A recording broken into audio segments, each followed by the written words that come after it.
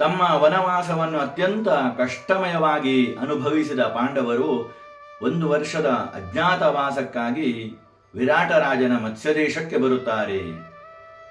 ತಮ್ಮ ಗುರುತು ಸುಲಭವಾಗಿ ಯಾರಿಗೂ ಸಿಗಕೂಡದು ಎನ್ನುವ ಕಾರಣಕ್ಕಾಗಿ ಯುಧಿಷ್ಠಿರನು ವಿರಾಟರಾಜನ ಆಪ್ತನಾಗಿ ವೇಷ ಮರೆಸಿ ಕೆಲಸಕ್ಕೆ ಸೇರಿಕೊಳ್ಳುತ್ತಾನೆ. ಹಾಗೆಯೇ ಅಡುಗೆಯನ್ನು ಬಲ್ಲವನಾದಂತಹ ಭೀಮನು ಪಾಕಪ್ರವೀಣನಾಗಿ ಅಡುಗೆ ಶಾಲೆಯನ್ನು ಸೇರಿಕೊಳ್ಳುತ್ತಾನೆ. ಅರ್ಜುನನಾದರೂ ನೃತ್ಯವನ್ನು ಕಲಿತಿದ್ದರಿಂದ ವಿರಾಟರಾಜನ ಮಗಳಾದ ಉತ್ತರೆಗೆ ನೃತ್ಯವನ್ನು ತರಬೇತಿ ಕೊಡುವಂತಹ ಬೃಹನ್ನಲೆಯಾಗಿ ಕೆಲಸಕ್ಕೆ ಸೇರಿಕೊಳ್ಳುತ್ತಾನೆ. ನಕುಲನು ಅಶ್ವಶಾಲೆಯನ್ನು ಸೇರಿಕೊಳ್ಳುತ್ತಾನೆ. ಹಾಗೂ ಸಹದೇವನು ಗೋಸಂತತಿಯ ಸಂಪತ್ತಿನ ಬಗ್ಗೆ ಹೆಚ್ಚಿನ ಪ್ರವೀಣನಾಗಿದ್ದರಿಂದ ಗೋಶಾಲೆಗೆ ಸೇರಿಕೊಳ್ಳುತ್ತಾನೆ. ಹಾಗೆ ದ್ರೌಪದಿ ವಿರಾಟರಾಜನ ಪತ್ನಿ ಸುದೇಶ್ನೆಯ ಆಪ್ತ ಸಹಾಯಕಿಯಾಗಿ ಸೈರಂದ್ರಿಯ ವೇಷವನ್ನು ಮಾಡಿ ಅಂತಃಪುರವನ್ನು ಸೇರಿಕೊಳ್ಳುತ್ತಾಳೆ. ದ್ರೌಪದಿಯ ರೂಪವನ್ನು ಕಂಡಂತಹ ಕೀಚಕನು ದ್ರೌಪದಿಯ ಮೇಲೆ ಮೋಹಿತನಾಗುತ್ತಾನೆ ಹಾಗೂ ಆಕೆಗೆ ಉಪಟಳವನ್ನು ಕೊಡಲು ಪ್ರಾರಂಭ ಮಾಡುತ್ತಾನೆ. ಕೀಚಕನ ಉಪದ್ರವವನ್ನು ಅನುಭವಿಸಿದ ದ್ರೌಪದಿಯು ದುಃಖಿತಳಾಗಿ ಭೀಮನ ಮೊರೆ ಹೋಗುತ್ತಾಳೆ. ಭೀಮನಾದರೂ ಇದರಿಂದ ಅತ್ಯಂತ ಕ್ರುದ್ಧನಾಗಿ ಉಪಾಯದಿಂದ ಆ ಕೀಚಕನನ್ನು ಕರೆದು ಆತನನ್ನು ಕೊಂದು ಬಿಡುತ್ತಾನೆ.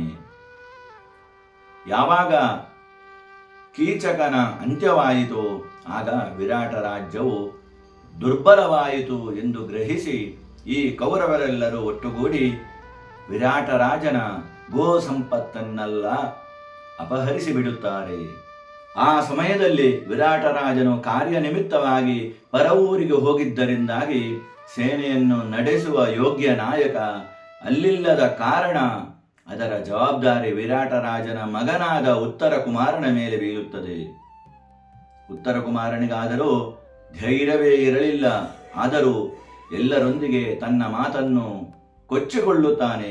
ಅಯ್ಯ ಪ್ರಜೆಗಳಿರ, ನಾನು ಕೂಡ ಈ ಕೌರವ ಸೇನೆಯನ್ನು ಸೋಲಿಸಲು ಸಮರ್ಥನಾಗಿದ್ದೇನೆ. ಈಗಲೇ ಹೋಗಿ ಆ ರಣರಂಗಕ್ಕೆ ಹೋಗಿ ಎಲ್ಲ ಕೌರವರನ್ನು ಸೋಲಿಸಿ ಸೆದೆ ಬಡಿದು ದಿಕ್ಕಾಪಾಲಾಗಿ ಓಡುವಂತೆ ಮಾಡಿ ತಮ್ಮ ಗೋ ಸಂಪತ್ತನ್ನು ಮತ್ತೊಮ್ಮೆ ತರುವಲ್ಲಿ ನಾನು ಸಮರ್ಥನಾಗಿದ್ದೇನೆ.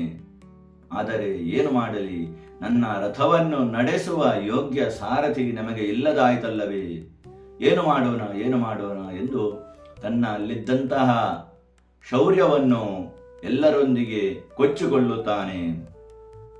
ಆಗ ಉತ್ತರೆಯ ನೃತ್ಯ ತರಬೇತುಳಾದಂತಹ ಬೃಹನ್ನಲೆಯು ರಥವನ್ನು ನಡೆಸಲು ಸಮರ್ಥನಾಗಿದ್ದಾನೆ ಎನ್ನುವುದು ತಿಳಿದು ಬಂತು.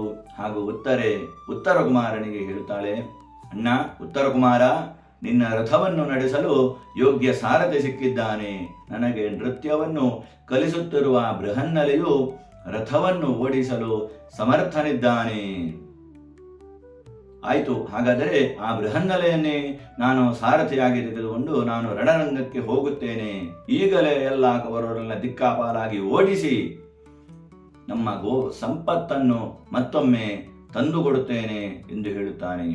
ಆಗ ಉತ್ತರೆ ಅಣ್ಣನಿಗೆ ಹೇಳುತ್ತಾಳೆ, ಅಣ್ಣ ಉತ್ತರ ಕುಮಾರ, ಅವರೆಲ್ಲರನ್ನು ಸೋಲಿಸಿದ ನಂತರ ಅವರಲ್ಲಿದ್ದಂತಹ ಚಿನ್ನ, ಮುತ್ತು, ಬಂಗಾರ, ವೈಡೂರ್ಯ ಇತ್ಯಾದಿ ಸುವರ್ಣಗಳಂತಹ ಬೆಲೆ ಬಾಳುವ ಹಾರಗಳನ್ನು ನನಗೆ ಉಡುಗೊರೆಯಾಗಿ ತೆಗೆದುಕೊಂಡು ಬಾ ಎಂದು ಹೇಳುತ್ತಾಳೆ.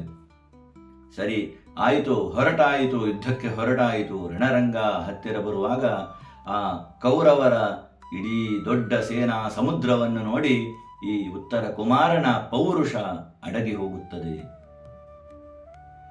ಉತ್ತರ ಕುಮಾರನು, ಇದೇನು ಸೇನಾ ಸಮುದ್ರವೇ ನಮ್ಮ ಎದುರು ಬಂದಿದೆ ಅಲ್ಲವೇ, ಅವರೊಂದಿಗೆ ಹೋರಾಡಲು ನನಗೆ ಸಾಧ್ಯವಿಲ್ಲ ಎಂದು ರಥದಿಂದ ಜಂಗನೆ ಇಳಿದು ಓಡಿ ಹೋಗುತ್ತಾನೆ. ಆಗ ಆ ಬೃಹನ್ನಲೆಯು ಆತನ ಹಿಂದೆ ಓಡಿ ಆ ಉತ್ತರ ಕುಮಾರನನ್ನು ಹಿಡಿದು ನಿಲ್ಲಿಸುತ್ತಾನೆ. ಹೇ ಉತ್ತರ ಕುಮಾರ, ನಿನ್ನ ಪೌರುಷ ಎಲ್ಲರ ಮುಂದೆ ಮಾತ್ರ ಅಲ್ಲ, ಈ ರಣರಂಗದಲ್ಲಿ ನಿಜವಾದ ಸಾಹಸವನ್ನು ತೋರಿದರೆ ಮಾತ್ರ ನಿನ್ನ ಪೌರುಷಕ್ಕೆ ಸಾರ್ಥಕ್ಯವಿದೆ. ನಿಲ್ಲು, ಯುದ್ಧ ಮಾಡು ಎಂದು ಹೇಳುತ್ತಾನೆ. ಆದರೆ ಉತ್ತರ ಕುಮಾರನಾದರೂ ಈ ಸೇನೆಯನ್ನು ನೋಡಿ ಹೆದರಿ ಹೋಗಿರುತ್ತಾನೆ. ಆತನ ಎದೆಯಲ್ಲಿ ಢವಢವ ಎನ್ನುವಂತಹ ಹೆದರಿಕೆಯ ಶಬ್ದ ಈತನಿಗೆ ಕೇಳಿಬರುತ್ತದೆ. ಆದರೆ ಅರ್ಜುನ ಹೇಳುತ್ತಾನೆ, ಉತ್ತರ ಕುಮಾರ, ಹೇ ಉತ್ತರ ಕುಮಾರ, ನೀನು ಓಡಿ ಹೋಗುವ ಸಮಯ ಇದಲ್ಲ, ನೀನು ನನಗೆ ಸಾರಥಿಯಾಗು, ನಾನು ಯುದ್ಧವನ್ನು ಮಾಡುತ್ತೇನೆ ಎಂದು ಹೇಳಿ ಆ ಉತ್ತರ ಕುಮಾರನನ್ನು ಎಳೆದು ತಂದು ಸಾರಥಿಯ ಸ್ಥಾನದಲ್ಲಿ ಕುಳ್ಳಿರಿಸುತ್ತಾನೆ. ಹಾಗೂ ಅರ್ಜುನ ಸ್ವತಃ ರಥದ ಮೇಲೇರುತ್ತಾನೆ ಹಾಗೂ ಹೇಳುತ್ತಾನೆ, ಉತ್ತರ ಕುಮಾರ, ಹೋಗು, ನಮ್ಮ ಈ ಯುದ್ಧ ರಣಂಗದ ಹತ್ತಿರ ಇರುವಂತಹ ಬನ್ನಿ ಮರದ ಕೆಳಗೆ ಹೋಗೋಣ ಎಂದು ಹೇಳಿ ಅಲ್ಲಿ ಆ ಮರದ ಕೆಳಗೆ ಹೋಗುತ್ತಾನೆ. ಆ ಮರದ ಮೇಲೆ ಇವರು ವನವಾಸಕ್ಕೆ ಹೊರಡುವ ಸಮಯದಲ್ಲಿ ಶಸ್ತ್ರಾಸ್ತ್ರಗಳನ್ನು ಒಂದು ಬಟ್ಟೆಯಲ್ಲಿ ಕಟ್ಟಿದ್ದರು.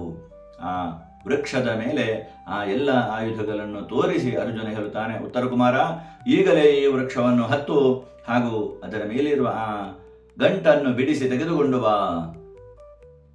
ಈ ಉತ್ತರ ಕುಮಾರನಿಗೆ ಅದನ್ನು ನೋಡಿ ಹೆದರಿಕೆಯಾಗುತ್ತದೆ. ಯಾವುದೋ ಒಂದು ಕಲೇಬರ ಅಲ್ಲಿ ನೇತಾಡಿಸಲಾಗಿದೆ ಎನ್ನುವಂತಹ ಭಯದಿಂದ ಈತನು ಹತ್ತಲು ಮೊದಲು ಮಾಡುವುದಿಲ್ಲ.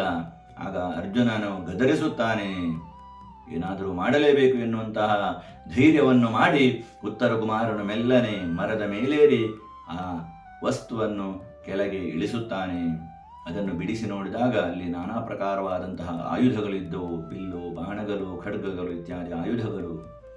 ಕೂಡಲೇ ಆ ಆಯುಧಗಳನ್ನೆಲ್ಲವನ್ನು ಸ್ವೀಕರಿಸಿ ಆ ಅರ್ಜುನನು ಯುದ್ಧವನ್ನು ಮಾಡುತ್ತಾನೆ.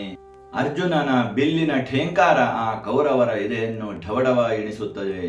ಇದು ಅರ್ಜುನನದ್ದೇ ಠೇಂಕಾರ ಎನ್ನುವುದು ಭೀಷ್ಮ ದ್ರೋಣಾದಿಗಳಿಗೆ ಗೊತ್ತಾಗುತ್ತದೆ. ಇಷ್ಟು 12 ವರ್ಷಗಳ ಕಾಲ ಅನುಭವಿಸಿದ ವನವಾಸದ ಯಾತನೆ ಈತನ ಎದೆಯಲ್ಲಿತ್ತು. ಆ ಯಾತನೆಗೆ ಪ್ರತೀಕಾರ ಎನ್ನುವಂತೆ ತನ್ನಲ್ಲಿದ್ದಂತಹ ಎಲ್ಲ ವಿದ್ಯಾಭ್ಯಾಸಗಳನ್ನು ಕೂಡ ಇಲ್ಲಿ ಪ್ರಯೋಗಿಸಿ ಆ ಕೌರವರ ಸೇನೆಯನ್ನು ದಿಕ್ಕಾಪಾಲಾಗಿ ಓಡುವಂತೆ ಮಾಡುತ್ತಾನೆ. ಸೋತು ಹೋದಂತಹ ಕೌರವ ಸೇನೆ ಆ ವಿರಾಟರಾಜನ ಗೋ ಸಂಪತ್ತನ್ನು ಅಲ್ಲಿ ಬಿಟ್ಟು ಹೋಗಿತ್ತು. ತದನಂತರ ಈ ಅರ್ಜುನನು ಹಾಗೂ ಉತ್ತರ ಕುಮಾರನು ಆ ಗೋ ಸಂಪತ್ತನ್ನು ತಮ್ಮ ವಿರಾಟನ ರಾಜ್ಯಕ್ಕೆ ಕರೆದುಕೊಂಡು ಬರುತ್ತಾರೆ. ಅಲ್ಲಿ ಸೋತಂತಹ ಕೌರವರ ಬಿದ್ದಂತಹ ಎಲ್ಲ ಸುವರ್ಣಾದಿಗಳ ಆಭರಣಗಳನ್ನು ಕೂಡ ಆ ಉತ್ತರ ಕುಮಾರನು ತೆಗೆದುಕೊಂಡು ಬಂದು ತನ್ನ ತಂಗಿಯಾದಂತಹ ಉತ್ತರಿಗೆ ಕೊಡುತ್ತಾನೆ. ಸ್ನೇಹಿತರೆ, ಇದೊಂದು ಉತ್ತರ ಕುಮಾರನ ಪೌರುಷದ ಪ್ರಸಂಗ.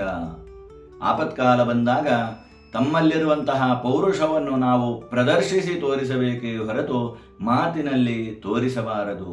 ಯಾವತ್ತೂ ಕೂಡ ನಮ್ಮನ್ನು ಅಪಚಾರ ಮಾಡುವಂತಹ ಇನ್ನೊಬ್ಬರ ಮುಂದೆ ನಾವು ಮಾತಿನಿಂದ ಮೌನಿಯಾಗಿದ್ದರೂ ಕೂಡ ಕೆಲಸದಿಂದ ಆ ಕಾರ್ಯವನ್ನು ನಾವು ಸಾಧಿಸಿ ತೋರಿಸಬೇಕು ಎನ್ನುವುದು ಈ ಕಥೆಯ ಮರ್ಮ.